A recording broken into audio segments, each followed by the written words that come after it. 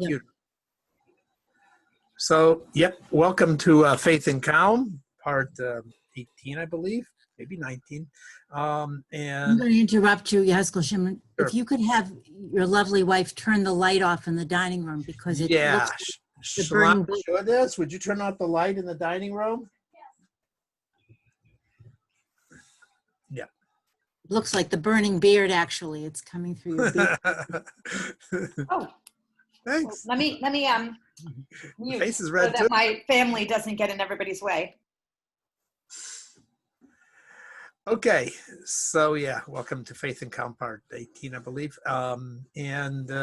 This is, we're going to try and deal with the big subject of tragedies and loss and destruction, because we are in the 3 weeks right now. In fact, we are 3 days away from Tisha B'Av, which is the national day of Jewish disaster and loss. And it has, sometimes it's easier to understand it in the national sense rather than the personal sense. Although I think we all, I know the community here, and I know everybody here has, experienced something that's quite, seems like, this is it, this is the end. I don't know if you've ever felt the feeling, but sometimes, you have something so horrific happen that you go out the next day in the morning. No, thank you. I had this well set out. Thank you. And yeah, and you look at the sun and you say, why are you shining? And the birds, why are you chirping? And why are the flowers, so bright and so forth? You wonder, you have really no right, because it's what's happening to me in my personal life is just so awful that I don't want to, I can't deal with what's going on outside, and I can't deal with that. Seems too contradictory to what's happening. So, I've had this experience, much smaller than I think some of the other people around here. I finally got engaged at age 32. I really had no girlfriends beforehand, and it was finished within a month. And you wonder where you're going to continue on after that, It was done. Yeah, the engagement. So later I married my wife, but you may have, it just seems like, it's just like, it's completely ego crushing and whatever. It's, you feel really down and destroyed. And so these are the personal tragedies. And I said, as the personal tragedies are reflected in the national tragedies.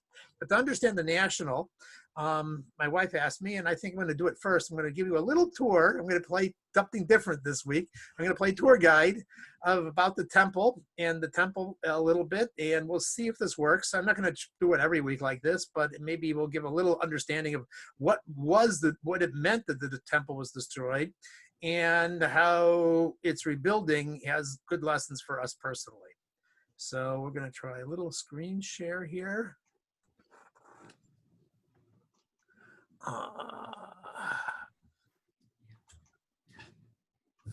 Screen share. And then you have to hit over. No. Yeah, I'm staring. I should be sharing the screen right now. You're not sharing. Yes, you I guys, am. can you see? Yep. First, Yes, second, and third yeah. base of Mikdash? Yeah. Okay. Yeah, he practiced and he knows what he's doing, hopefully. And from the beginning. Okay, good. So it all started on this little hill called Har Moriah. If you, let's see, tools, annotate, spotlight. Right. See it here? So this is what Abraham would have seen when he was, he first came with Isaac for the binding. And there was, this is Har Moriah right here that I'm pointing at. And then if you can see, there's all these mountains nearby, Mount Olive, Mount Scopus, etc. in the background. And then there's this long spur of the mountain that he probably walked up to go to the top of Har Moriah. And that's what it looked like when he first got there, when there was nothing on top. Then what happened was, oh, that's interesting. Why is there not a middle one here? Oh, nope. All right, you can't see. I guess I don't have it. Missing here. But what happened was that that King Solomon, he built a big platform here, and his palace was here, and the temple was built on the top of the mountain. and then the valleys existed on either side. And this was the Temple Mount then. And then at the time the second temple was rebuilt, and here is the second temple. And here, this little section over here between this staircase and this staircase is what we know as the Western Wall. But as you can see, the entire temple is much, much larger than that. And of course, everything that happened is up on top, up here on top. And most of the height was also destroyed. So we really only see maybe about a third of what the height is. It was probably at least 3 times higher than what it was. And the Jews would come here 3 times a year. And here you sort of get a sense of where it is today. So yeah, as I said, the Western Wall Palace is over here. This is where you pray if you go to the Kosel. And there is a tunnel tour that you can take that goes along the side here. And on top is now the mosque. They took over and they put their mosque right on top of where the temple was, right on top of the Ephon Shasiya, the Holy of Holies. And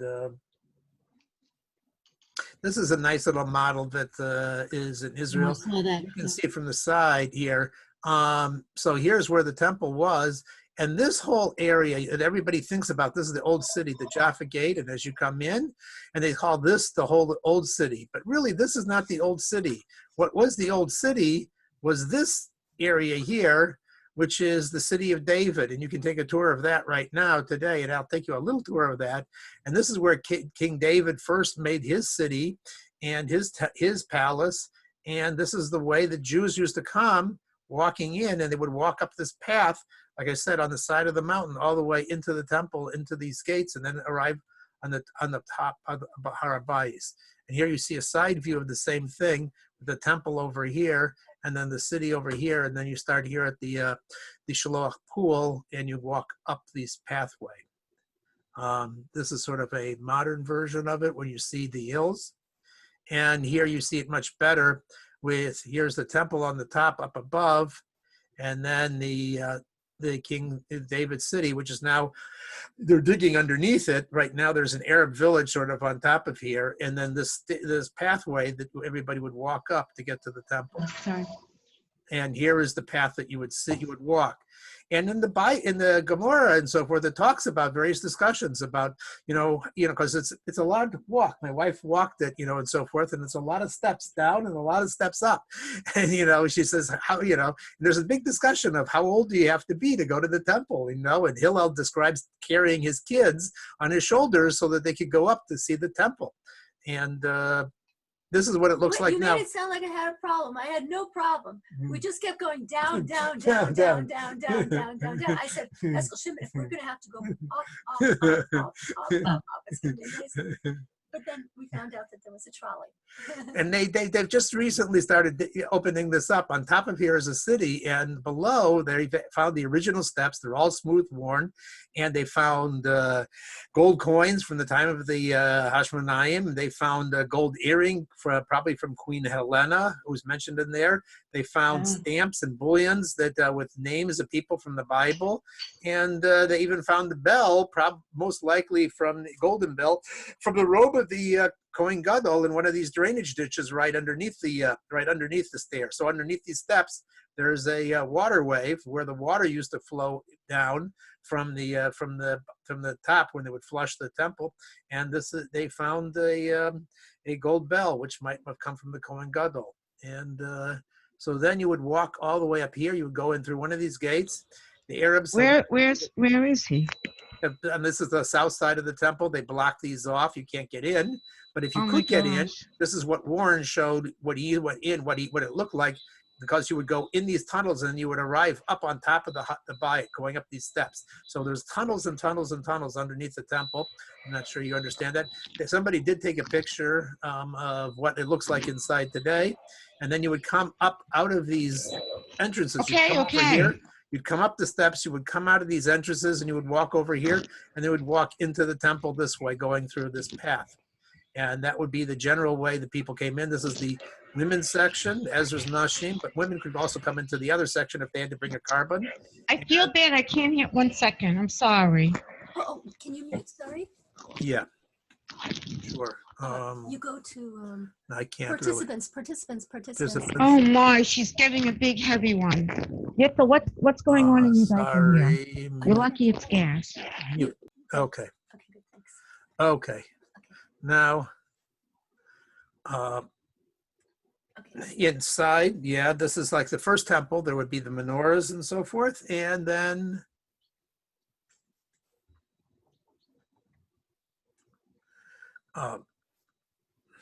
yep. Inside, this is another artistic rendering. I don't know. Nobody knows really what it looks like and so forth. This was where the incense was offered, the menorah, and then there's the temple where the showbread would be, and then behind the curtain is the Holy of Holies. And it was a gorgeous structure. And today you can take the tunnel tour and you can sort of go next to the wall underneath and get to the nearest place next to the Holy of Holies, but only from the underneath. Nobody can go in the tunnels inside. And this is sort of what it looks like today if you take the tunnel tour. And then I have a few pictures, diagram models of the third Beit temple. But I'm going to stop here and stop my screen share and go back to me.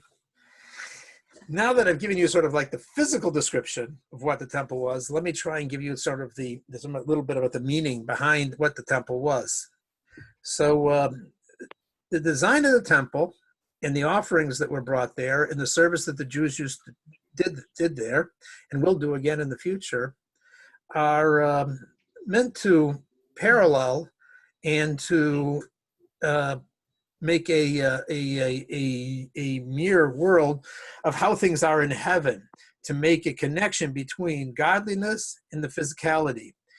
When Jews used to go to the temple 3 times a year, why did they spend all this time? Sometimes they had to spend 2 weeks walking there to get there and so forth.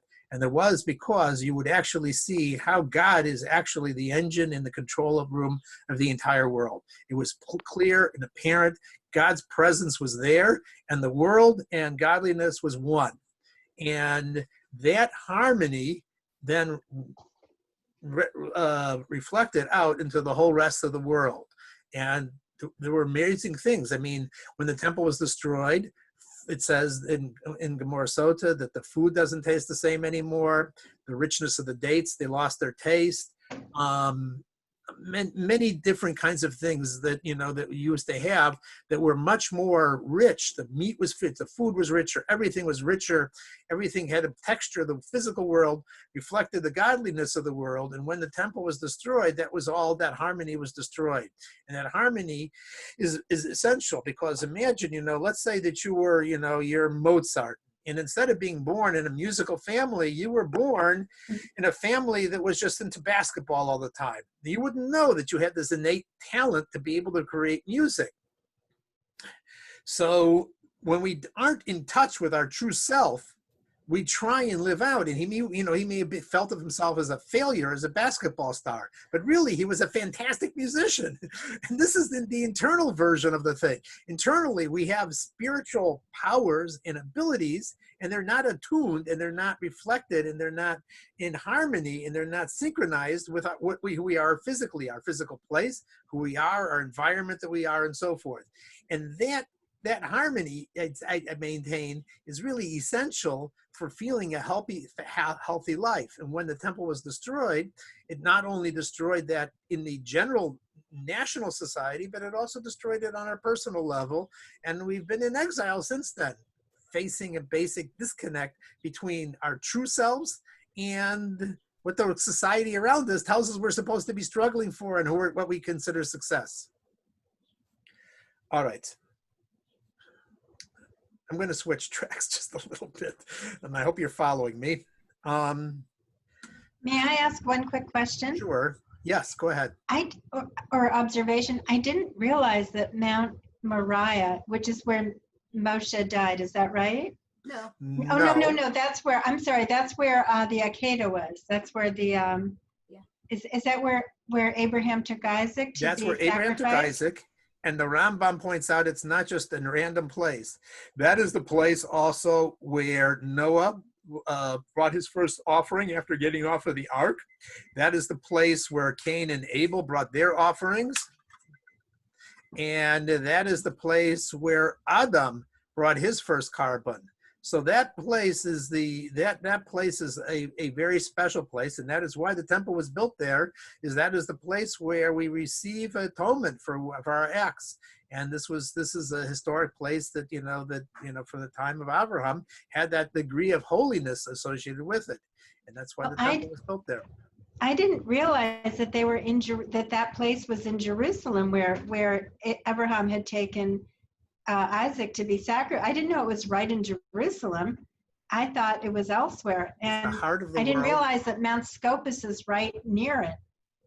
Is it next to it or right? Right, but the altar itself is the location, and that is also the same place where Yaakov had his dream.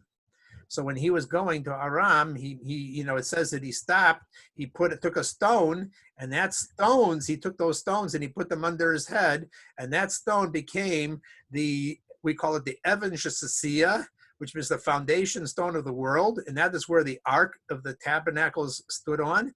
And many people feel that is why they put that Dome of the Rock around it. That's the rock.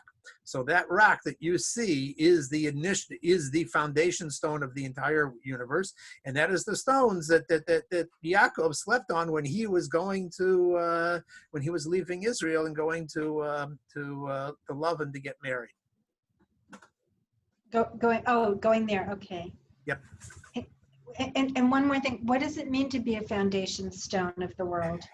Right. It's a lot. I don't want to get too far off on the topic there, but it says that when King David was laying the foundations for King Solomon to establish the temple there, he was digging there, and he dug under that rock, and he uncovered a wellspring, and it almost flooded the entire world. So in a certain way, that place is the fount of where all physical reality come out of. Let me go back just briefly to the No, you didn't. Yeah. You didn't share. I have to go to share again, but I can't share. No, go back to there and then go to the bottom. Share screen. Share screen. Pick what you want, and then hit the little blue button in the corner. I'm sharing again. Okay. And from current slide. Everybody see the the temple here now again? The third temple? Yes. Yep. So if you watch here in the third temple, here you see up here, let me get the annotation spotlight. This is the Aron. This is the gold, the Raiders of the Lost Ark, that gold, the gold ark. And then there's the curtains for the Holy of Holies, and then there's the menorah and the table and the shofar. And you see this little stream of blue coming out. So it says, in the time of the third temple, there will be a tiny trickle of water, the width of the antenna of an insect, that will start coming out and will get wider and wider and wider until it goes out of the steps of the temple, goes around the temple, and then goes out eventually out of the door and then to the rest of the world. That water path, you can see here it's coming out of the Holy of Holies here, and then it goes out of the path. It gets wider and wider, and then eventually it says that stream will become a huge river, and everyone who fruit trees will grow from it. The Garden of Eden will be restored. Everything that grows from that tree will be renewed. And anybody who has any healing, any sickness, or anything else will eat of the fruits and the trees and drink of the water, and they'll be healed from whatever they are. It's symbolic of the fact that the source of physicality is rooted in the spiritual. And when the spiritual and the physical are in harmony, then there is then there's no room for any blemishes and healing and sickness or anything else in this world, because everything else is, because there is a disconnect. All sicknesses, all spiritual, all intellect, all psychological, and so forth, and every other kind of illness is related to the fact that we are not ultimately in tune with who our true being is and our spiritual being. So that's what it means, the water, this foundation stone, that's the source for where all physical blessings come out of. Did that help a little? Thank you. All right, so let me stop the share again. going to have to go. I may have to go into an extra innings next week. But let me say a little bit about the temple then. So what happened was that the temple was destroyed. And this was a tragedy on many levels. Because since the time of Moses, the Judaism was really a place-centric religion. And we don't really appreciate this. But everything revolved around that temple building. In the wilderness, they had the Mishkan, the tabernacle, but there was the curtains, there was the Holy of Holies, there was the holy area and so forth. And then when the temple was built, everything revolved around going to the temple in Jerusalem.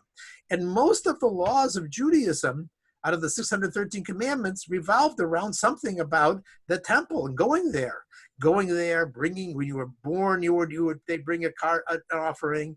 When you for the holidays, you would go there. Everything revolved around physically going there and having a physical renewal of your spiritual batteries. You went there, you walked up the steps, you saw all your friends, you did all your shopping on the path going up to the temple. It was the place where all Jews came together 3 times a year with all your kids, with your family, with everybody. And this was it. This was Judaism. Judaism was a place-centric religion. And when the temple was destroyed, there was nothing left. I mean, imagine a person who was 80 years old the day after the temple was destroyed. He'd spent, for 80 years, he had Passover. What was the high point of his Passover Seder? It wasn't Manishtana. It wasn't the Knedalach. It wasn't the kids saying singing Manishtana. It wasn't the 4 sons. It was the Paschal Lamb. That was the center of his thing. And when it was destroyed, it was like his Judaism had been taken away. He didn't know what to do with himself. More than that, the Jews didn't believe that the temple could be destroyed. Yes, it was true. Jews were into idolatry. Because they were in idolatry, it leads to a lot of other things too, because if you believe God is an idol, you can fake him out. So there was murder, there was rape, there was all sorts of other things that go along with idolatry. It's not just the statues and so forth. So the Jews were bad. But the pagans, they were no better. When Nebuchadnezzar destroyed the temple, it was like the pagans won. They won and they beat God in his own house. And they figured God wouldn't let that happen. But they were wrong. God did let it happen. And this really required a much deeper looking into is what does it mean to be a Jew? Because, when there's betrayal, when there's such a thing, you can go one of 2 ways. You could either say, you play with me, I play with you, and goodbye, Charlie, I'll find something else. Because nobody ever heard of a nation being reestablished. 70 years later, the Jews rebuilt the temple. But nobody ever heard of such a thing ever happening before. They were destroyed. Their nation was destroyed. Their temple was destroyed. They didn't have anything about their Judaism. Was all disappeared. They were living in Persia. Most people had been killed. Hundreds of thousands of Jews had been murdered on the Har HaBayis, on the mountain. And it was like Judaism was over. Okay, God, he wrapped, as we were told at the beginning, he took his marbles and he said, game over. And that's what it felt like. It felt like, he said, it's finished. 800 years, we had a temple, we had these daily offerings, and it's over with.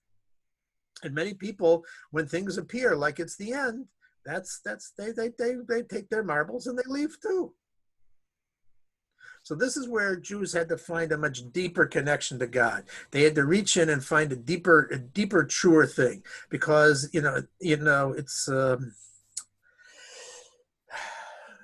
the Rebbe gives a beautiful sikha that explains this a little bit, and I'm just gonna brush over it, but hopefully it will make a little bit of sense. So he makes a comment and he says it's a very interesting thing. In all of Torah, it never tells you, I'm going to go on a tangent a little bit here, it never tells you how to get married. There is no Masechta, there is no halachas, it's not mentioned there is a Masechta, but there is no, in the Chumash itself, there's never any mention for how you get married. So when the Gemara tries to analyze how you get married, it says you learn how to get married from a divorce. It says that the way that a person goes out of a marriage is the way that he goes in. So how do you get divorced? Well, there we have a source. It says that when a person gets divorced, it writes a get, a safer get, a book of divorce. And the Gemara explains that this is 12 lines of that has to be written. And from this document, you get divorced. So the rabbis say, oh, from this we learn that you can also get married through a document, which seems very strange. I mean, you have to be married before you can get divorced. Why do we learn out the laws of marriage from the laws of divorce? It's going the wrong way. And by the way, even in the order, we talk of Masechta Gittin comes before Masechta Kedushin. The laws about the divorcing come before the laws of marriage. So here's the takeaway. There are different kinds of relationships people have. And, like two friends, they're very close to each other. They're married. Oh, yeah, I'm sorry. Let me just go back one step.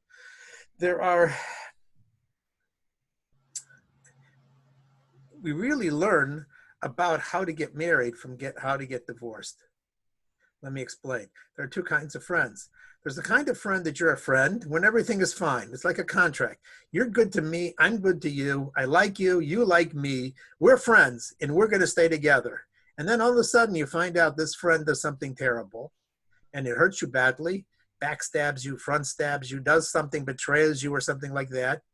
And you know what most people do in such a situation, and many times it's the right thing to do, is you just say you call it quits. It's over. How could somebody who's really my friend do such a thing to me? The same thing with marriages. Sometimes it's things that are done that just, it's time to leave the marriage. And sometimes that's the right answer. And there's other times where there are two people who are connected, but they're not only connected because of the good things, they're connected because they just can't be apart. And therefore, the distance itself causes them to reach deeper into into themselves and find a bond. There's some times where you say, you know what, being apart from you is so painful that inspires me that we got to do something to get back together again. That proves that it wasn't just the nice things that I was getting from the marriage or from the friendship is why I'm connected to you. It's because there's an essential bond between the two people. And that essential bond forces you to find some way of reconnecting. Now, this is not easy. It's very difficult. When somebody goes through a trauma, somebody goes through a pain, it's much easier sometimes to just cut it off. And sometimes, like I said, sometimes it is the right thing to do. But there are some times where you just can't push each other apart. Our relationship with God works the same way. The Jews were connected to God at Har Sinai. They married God. Why? Because they loved him and he loved them, and he created a temple for them, and he gave them Moses, and he gave the Torah, and the Jews were in love with this. This was fantastic. And for 800 years, the Jews lived on that first level of marriage. And then all of a sudden, there was a break. And the Jews, it says that the Jews really became the Jewish people and are called the Jews, the Yehudim, later in the time of Purim, when they voluntarily accepted God. And it looked like it was the end. They were being told that they were going to be wiped out. The temple was destroyed. They were living in a foreign country. And all of a sudden, the Jews reawoken and said, no, we can't live without God. And they reconnected to God at the time of Purim. That shows that the relationship between the Jews was not just a relationship like a business deal or a contract, but it was a relationship of two friends who can't be separated. And from then on, we've gone on our Jewish history like that. That has been the relationship of the Jew to Hashem. Is, sometimes, it's very painful, but, we can't disconnect. And sometimes we have to go through therapy. We get into arguments, and we get mad at each other, and we say, I'm throwing out this religion. But you know what? How do you find out what the real depth of a Jew is? The Rebbe explains. The Rebbe explains you don't see a Jew when he's connected to God, but when he's not connected to God, and yet there's still a connection that he can't push himself away, that he's bothered by it. He's bothered by the fact that he's not doing anything Jewish. And this bugs him, and he won't let him go, and he has to fight it, or he has to do it, or he has to scream.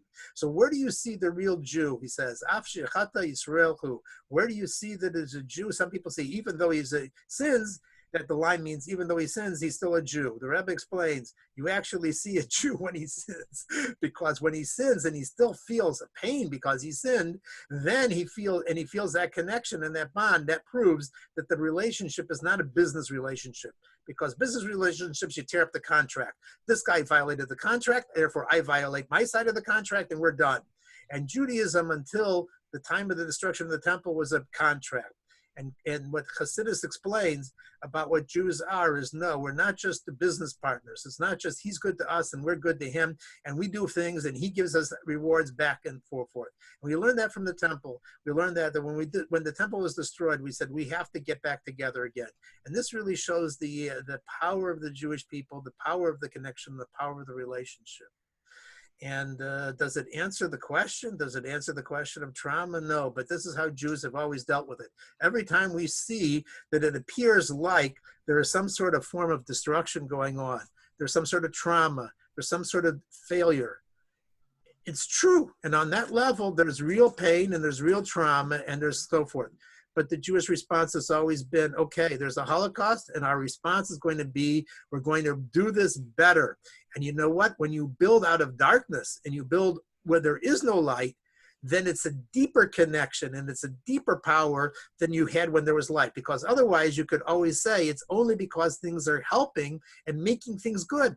And now you see that there's a connection that's beyond whether it's good or bad.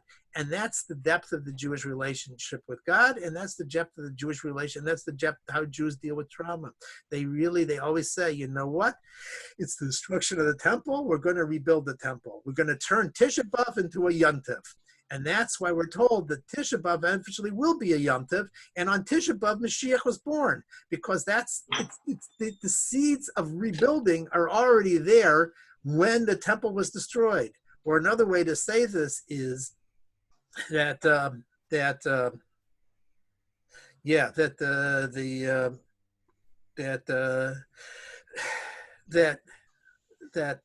when I forgot what I was going to say. Okay, but basically, I'm trying to point out that that when we face there's a lot of terrible things that happen to the Jewish people over the time, and there's terrible things that happen in relationships, and there's terrible things that happen to us in physical and ailments and so forth. And I would never say to somebody who just experienced something terrible, that there's, hey, this is all for the good, and you just have to go, yeah, and so forth. But you know what? Our response is we don't dwell on that negativity. We say, there must be something positive in here. And we reach in deeper, and we find a deeper level inside of ourselves. We find a deeper core inside of ourselves. And this is what the Jews did. So when the temple was destroyed, Jews developed a new form of Judaism, a new, deeper connection to God. What did they do? When they were in Babylon, Prophet Yechezkel said, we're going to make a new temple, but this temple is going to be called a shul. There was no shuls before that. And he said, we're going to make a little temple. And wherever we're in these little temples, we can reconnect to God. And that's what happened is, we transported Judaism from being a place-based religion to an idea-based religion. So that wherever we're praying, wherever we're studying, wherever we're learning, whenever Jews get together, this is not only a substitution, but it's a true replacement. It's an authentic form of Judaism that doesn't rely anymore necessarily on being in a place and bringing the carbonos, but we can be anywhere you want. It's a mobile, portable Judaism, and that's what the Jews developed in Babel. And this is what has kept us going, is now you can't take the temple away from us, because it's wherever we are. Wherever we are, we have a place where we can see godliness, we can connect to godliness, and we can re-experience godliness. And you open up a prayer book, you you start a class, you connect with other Jews, you make your house open for them. The Shabbos table is a mizbeach, it's an altar, and you make it, and that becomes the experience. So it's an amazing thing, it was a magical thing, really, that would happen through our exile. And this would have never happened if there wasn't a destruction. So there are two ways to look at destruction. Destruction can either be a destruction and then it's the end, or destruction can be a second way. Destruction can be actually the first stage and doing a kitchen remodeling, and you're really rebuilding it on a better way. And that's what the Jews did, is they took the destruction and they said, this has got to be a way to actually make a better connection, a truer connection, and a more authentic connection to God. And that's what happened, was that, you know, so yeah, it was not a destruction, but it was actually a process in actually rebuilding, in renewal, or rejuvenation, spelled REJEWNA, Okay, I'm going to turn it over here. I hope I didn't go through too many ideas and rush through Wonderful. too many concepts here. It's a big subject, and but I wanted to get a little bit, at least a glimpse of what's going on before Tisha B'Av. And I'll let my wife continue. Okay, good. So I need more light than this in order to read my notes. So if you don't mind, I'm going to put a little light on. Go ahead. You can turn Thank you, Yehezkel I'm Shimon. going to turn on the lamp too. So, okay. So that was a little bit different from our usual stuff, but we did it in honor of Tisha B'Av. And That's so wonderful. so anyway, welcome to everybody new. It's so nice to see you. And Evie, we haven't seen you for a long time. And Karen, it's great to see you. And Thank you. Yeah, and let's see. Who else? Okay, good. And it's Glad to be here. Thank always you. great to see our regulars. Okay, now here I'm training myself to look into the camera, and so now we don't have so much time. We have only 20 minutes, so you know, I'm going to set my own. Amy, do you want to set your timer for like set your timer for like 17 minutes from now? Emily. Honey, I have to leave a little early. Okay, good. So I have my timer right here. Guess what? I'm wearing mine too. Good. Hashgacha Pratis. Okay, I'm going to set my own timer. Okay, good. Now, so I set the timer because then we, when the timer goes off, that's when we talk and share and sing and do whatever we want. So every week I like to begin by saying what the main thrust of these sessions are, and the main thrust is that that we should know that we're in an extraordinarily special time in world history. And it's not an accident that we are here. It's our neshamas were handpicked to be at this particular junction of human history, the most exciting junction that ever happened. And God didn't leave us alone in this. He gave us tools. He gave us the Torah, which has all the prophecies of everything that would happen until this moment. It's stunning. If you just even think about it, it's absolutely stunning. The Torah was written more than 3,000 years ago. It says the Jews will always be tiny. They will always be, they'll eventually be kicked out of Israel. It was written before they went into Israel. And it says you'll eventually be thrown out of Israel. You'll remain tiny, and everybody, and you'll try and seek favor from everybody, and everybody's gonna, you're never gonna get favor with, you're gonna be constantly in disfavor. And you're going to be like a lamb among 70 wolves, and you're going to try and be like them, and they're not going to let you be like them. They're going to remind you always that you are Jewish, you are different, and that's exactly what's happened. And it's so, anti-Semitism itself is a proof of the Torah. The Torah says it 3,000 years ago, and Hashem designed it that way. He didn't want the Jewish people ever to forget that this is who they are. It's the most important thing about us, that we're Jewish. So, and the last thing that I wanted to say, we also have mitzvahs, and we have the Rebbe, and we have Mashiach. We have all these tools given to us, and I also like to remind us every time that I speak that what we do tonight is not just a nice thing to do. We are helping the entire world. We are actively unrolling the redemption by simply learning about it. That's what the Rebbe told us. And the Rebbe was never wrong about anything that he said in public that I know of. And he said the darndest things, and they all came true.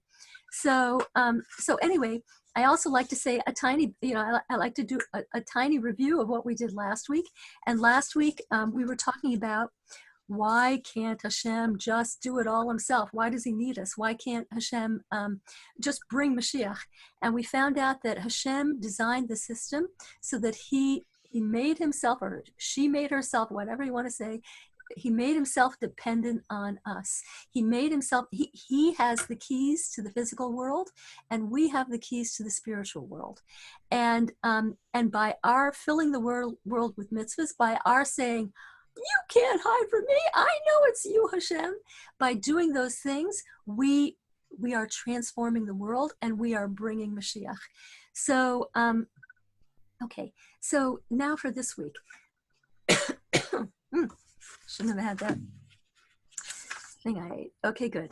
So, so today we're talking about the 3 weeks, and we're talking about the Jewish response to tragedy and disappointment. And so what is the Jewish response, the Jewish response to tragedy and disappointment?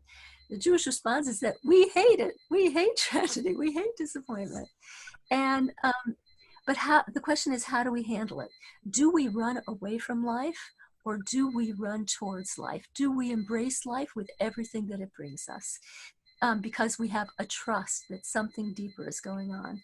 So obviously the answer is the latter, and the last thing.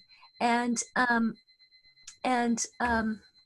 okay, so Excuse me, I'm sorry. Somebody's got something buzzing in the background. I know it's going to go off in a second. I forgot to turn it off. Okay. It's going to go off in like 15 seconds. Sorry. So anyway, okay. The answer, the Jewish response to tragedy is that we don't fold up. We respond. We never turn our back on life. We always go forward.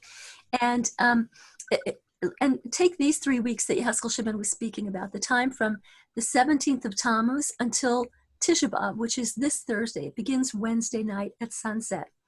Now, the worst things in human history that happened to the Jews happened in these 3 weeks, and especially in Tisha B'Av. Horrible, horrible things happened. And but the Rebbe says, and it's not just the Rebbe, it's from the Gemara, it's from everywhere, that the true nature of these 3 weeks, even Tisha B'Av itself, is that it's what is the inside of this tragedy? The inside of these tragedies are the highest lights that were ever planted in this world. In the midst of tragedy, in the depths of tragedy, Hashem planted the highest lights. Why? What is that? What does tragedy have to do with highlights? You know, highlights, shouldn't that be the birth of a baby? Shouldn't that be something like that? Not massacre, not all these terrible things. And the answer is that when we, the Jewish people, see through the darkness and we say, you know, there is nothing but Hashem. I'm going to find the sparks of light here. If there's tremendous darkness, that means that there's tremendous light hidden here. And when we don't satisfy ourselves with the status quo and we look for Hashem and we say, I know you're here, then we explode the veil of darkness and we liberate the light. So as a result of that, as a result of what we've done with all our tragedies through the years, we are bringing Mashiach. And we're bringing Mashiach to the extent that when Mashiach is fully here, and when we have the temple, the third temple, when it's built, when we have the third temple, there will be no days higher than these 3 weeks. In the time of the third temple, which hopefully we'll have very soon, we will still have Pesach, we'll still have Shavuos, we'll still have Yom Kippur, we'll still have Rosh Hashanah, but their light is going to be so dim compared to what's going to be in the days of Mashiach. And of all the things in the days of Mashiach, the highest days are going to be Tisha B'Av, Sheva Asar B'Tammuz, all those days that now are so, get me away from them. So there's going to be nothing like it, because the lights that are going to be coming from that time are just going to be dazzling. So anyway, okay. So in tragedy, there's buried divinity, and the highest lights, they're buried in there. So I want to tell you one more thing, that even now, we're not yet, we're in a transition stage. The Rebbe says that the Geula has already started to unfold. That maybe I should sit further back. It's not in focus for some reason.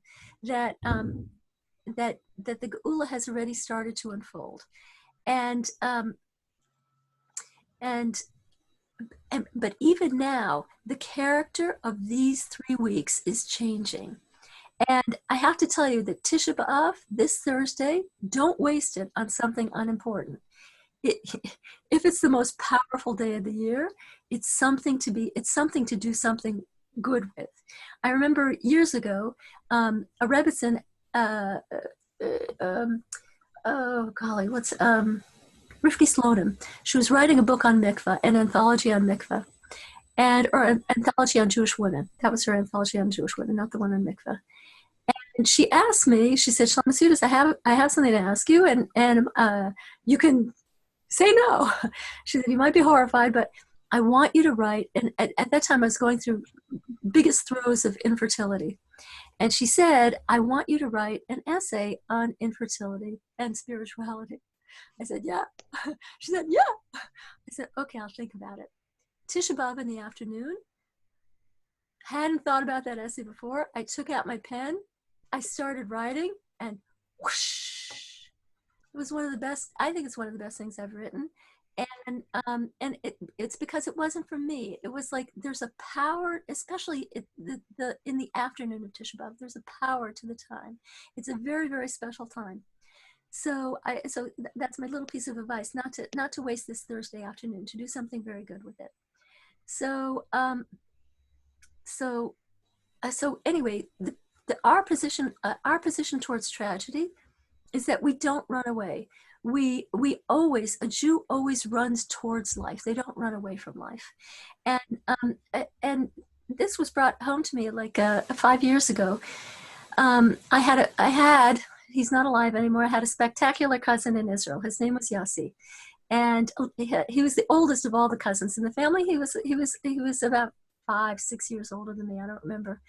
And he got he got the dreaded disease, and he eventually passed away. And he passed away 5 years ago this summer. And he was such a delightful person. He was like a fountain of life. It was just there are some people, I'm sure you know some of them, they're just a pleasure to be around because life exudes from them. And his Hebrew name is Yosef Chai. And I like to say he's called Yosef Chai because Yosef means to add, and Chai means life. He added life to whoever he was with. You felt a flow of life. So anyway, his father is still alive. His father, Kanai Nahar, is 99 right now, and so when Yossi passed away, he must have been like 94. And at that time, at 94, he was still on the internet. He was still writing emails. We saw him at 98 in Israel last year. And he was still singing, and he's still walking, and he's still, he belts out tunes like "Hello, Dolly." He's a really interesting guy. And but I remember 5 years ago when I wrote to him like a letter of condolence about his son's passing. He said the most strange thing. He said, "C'est la vie, c'est la vie," and I thought, "C'est la vie? Your only son passes, and you say c'est la vie? Is that what we do?" And at first it struck me funny, but then I remembered, no, this is your uncle. You know what he's saying? He's saying this too is life. This too is part of life, and it's not, and it's something to be embraced. It's not something to. This is life, and he was saying that because he too is extraordinary, and he just he absorbs everything that happens to him in life, and he doesn't run away from anything. So, in my own life, when things happen that at first seem appalling, I have an expression that I've come to say to myself, and I say, Shlomo Yehudis, this is life. This is life. You gotta love it. This is life. It's not a detour from life. It's not an accident. This is life. This is you, and if it's life, you gotta love it. And it's such a healthy such a healthy way to be. Not because when we run away, we can't run away. There is nowhere to run away to. The only thing that we can do is to run towards life and to run towards Hashem and to know that this is Hashem, and this is Hashem, and if Hashem is doing it, it means it's good, and you're going to see the good. And but that doesn't mean that we don't. When something untoward happens, it's also very important to empathize with yourself at the moment that it's happening. I remember, this is just a tiny little point. There was years ago when I first tasted Torah. I was a reporter for the Miami Herald, and I started listening on tape to classes. And after a while, it became so compelling that I knew that I was going to have to do something about it. I knew that I was going to have to find a source of Torah to learn. I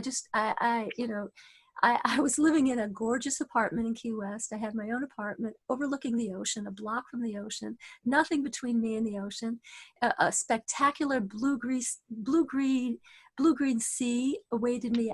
Every day I would walk up the stairs of my mansion and stand on my wraparound porch, and the view was so gorgeous it could knock your eyes out. And it was and I had such a fun life. I had so many friends.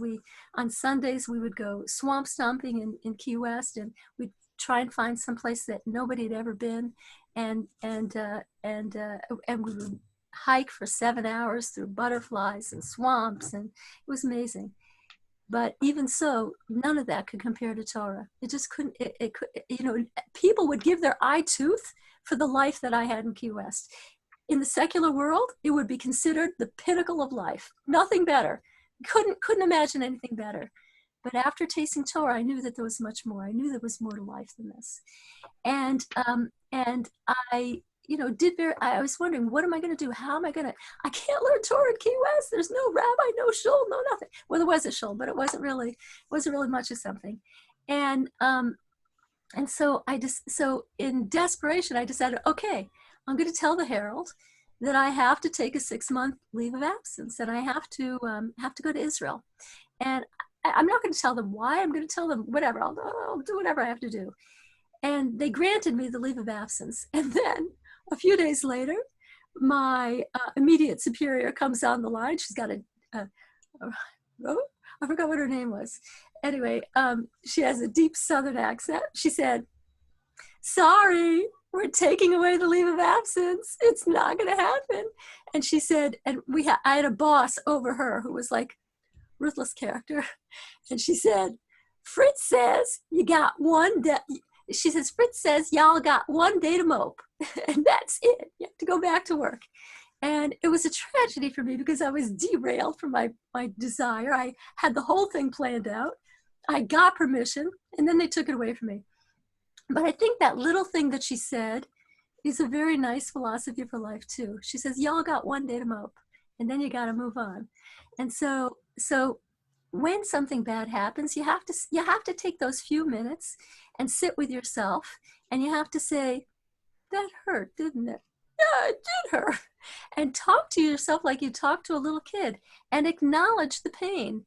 And that itself is it's another marvelous technique for moving past and being able to live life again. So anyway, what are we supposed to do to get past the bad stuff at this time? And one thing that we're supposed to do is that we're supposed to increase in achdus. We're supposed to increase in our closeness to each other, so the other day I was in a Zoom meeting, and there was somebody in there who, like, I don't know why, but she's just not very warm to me, and I've actually, and we have a relationship, this person and I. And so I was thinking afterwards, it bothers me. And I was thinking, what can you do about it, Shlomo Zehudis? You already talked to her once. You already said, why is our relationship like this? You've already gone straight to the source. And yet you see it slips back right away into the same thing. And there's nothing you can do about it. You already spoke to her about it. And so I did the sympathy thing. I said, Shlomo Yudas, that didn't feel good, did it? I said, no, it didn't feel good. I didn't like it one bit. And I started feeling better, and I started remembering, this person doesn't have such an easy life, and this person doesn't have such an easy life, and their gruffness comes from what they need to do in order to survive their life, and so it's not you, Shlomo Yudas. It's just I bet other people feel this way too. It's something about the toughness that she feels she needs to, the tough guys she needs to take on in order to thrive in the situations that she's in. So so my feelings passed on that, and believe it or not, then the next day after that Zoom meeting, the next day I was talking to this person, the same person, and she gave me, we're talking about something entirely different, and she gave me one of the most stunning compliments I've ever gotten in my entire life. Something you're going to put away in your pocket and remember for a long time. And so two things. So when somebody else, so we should try our hardest when we have a conflict with another Jew.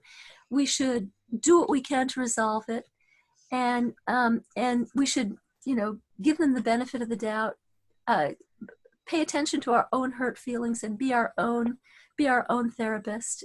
Give ourselves empathy. That empathy opens the door to healing, just like it does with another person. If you listen to them and you give them empathy, it allows them to heal. If you tell them, forget it, this is nothing that you're going through, they're not going to heal.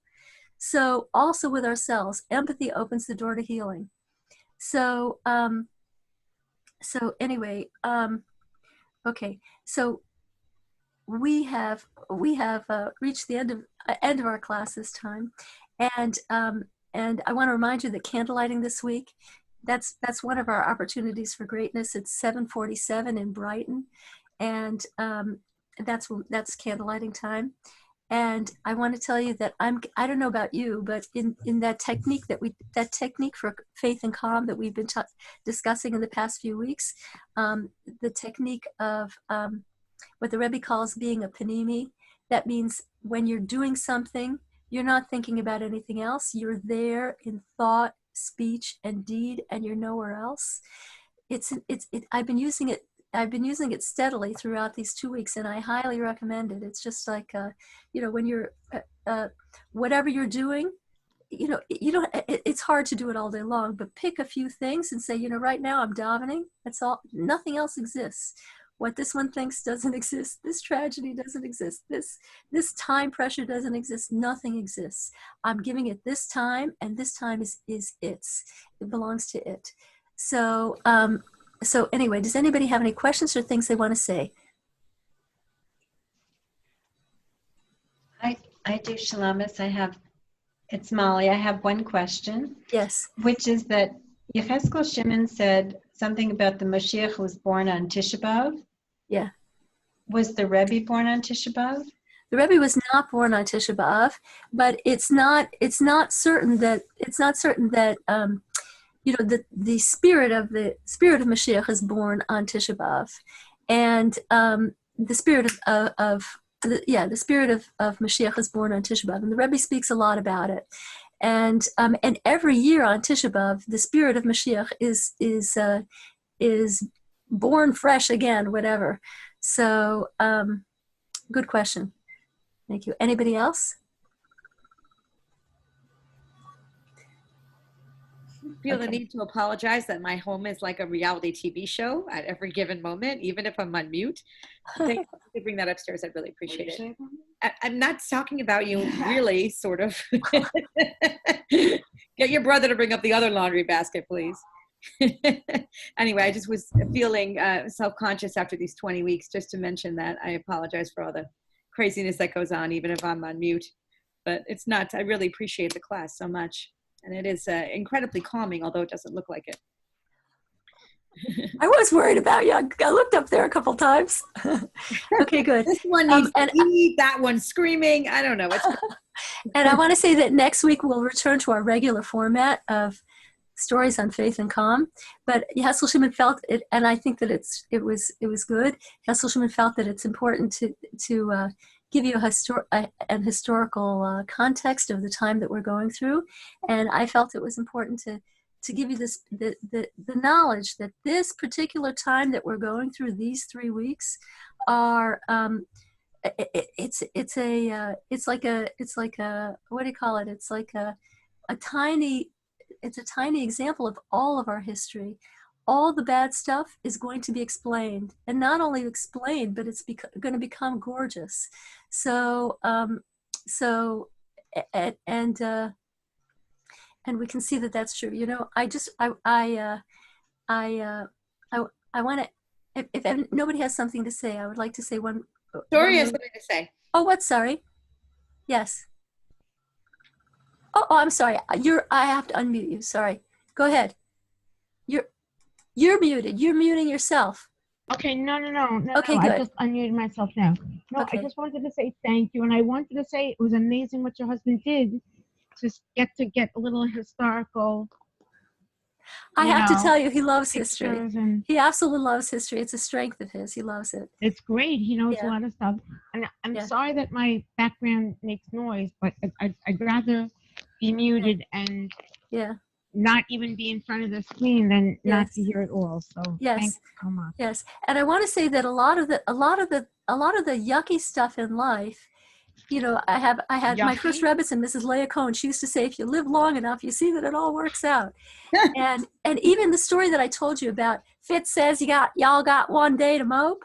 And so I had a you know, I already decided like half a year before then that I wanted to leave the Herald, and I wanted to go learn Torah. And I tried one thing for half a year, and someday I'll tell you that story because that's an incredible story. And that didn't work out. And then when the Herald said, forget it, we're giving it to you, but we're taking it away, I couldn't do it anymore. I knew I desperately needed to learn Torah. And so I called, and I said to myself, you know, I even had a little apartment picked out in Muncie, New York. And the landlady, her name was Shalamis. And I said, I have to leave. This is it. I'm just quitting. I didn't think I could quit the Herald, but I'm just going to quit. I promised Shalamis. And then I realized, who is Shalamis? Shalamis is me. I promised me that I would do it. And so I quit. I moved up to Muncie, New York. I traded in my gorgeous wraparound mansion apartment overlooking the ocean for an attic in Muncie, a one bedroom and an attic in Muncie, and I learned Torah, and I learned Torah day and night.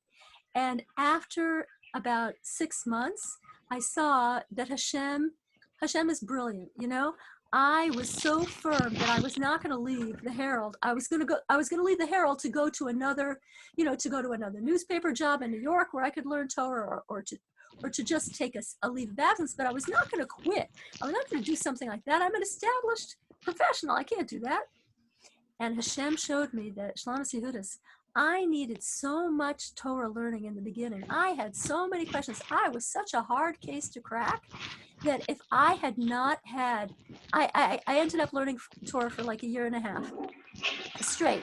And if I had not had that 1.5 years, I would have been a basket case, because I would take Torah classes all day, and then I would sit in my little attic room crying until 3 a.m. But I don't get this, and if that's not, then what's this, and then why this, and it doesn't make any sense. And then I would go into yeshiva the next morning, and I would say I would go to the Rebbitzin, and I would say, these are my questions, and she would give me the most beautiful question, the most beautiful answers in the world, and I would say, oh. And that happened night after night after night. I mean, day after day after day after day.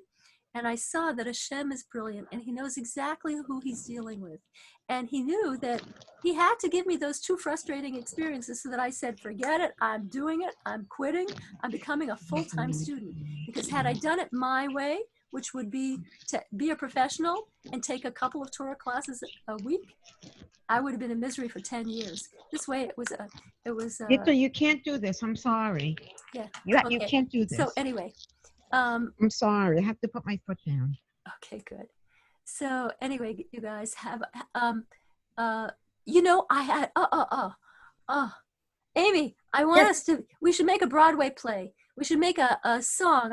I was singing a song this week and now I can't remember. It was from some Broadway play. You know, I thought of a song and wondering if the more religious community would know it. I thought of a song that I thought made sense because it's Hebrew and English and it's very popular again in the Reform and maybe the conservative tradition. But I wondered if your coterie would know Eli Eli. No, it's so funny how the music is so different in I the. don't remember it. More religious. Is that a song you know, Molly? Do you know Eli Eli? I feel like I've heard it. I know the name, but I don't know I don't really know the song though. Sorry. Yeah, no, so you know, whether it's tonight or another night, I thought if you were looking for a song, that was one that made sense to me because I felt like more people might know it. And I thought of a couple that I thought more people might know. But you know, when I was trying to think of like what are the songs, I actually was thinking, well, what did I used to sing my children to sleep with, and what were the ones that we would do it like, you know, Wefty or Nifty when I would go on like youth, you know, what were they called? Why don't you sing it for us? Eli Eli. Yes, Yeah. please. Eli shelo yigamer leolam, ahol leolam, rish rush shamayim, berach shamayim, tvilat adam, ahol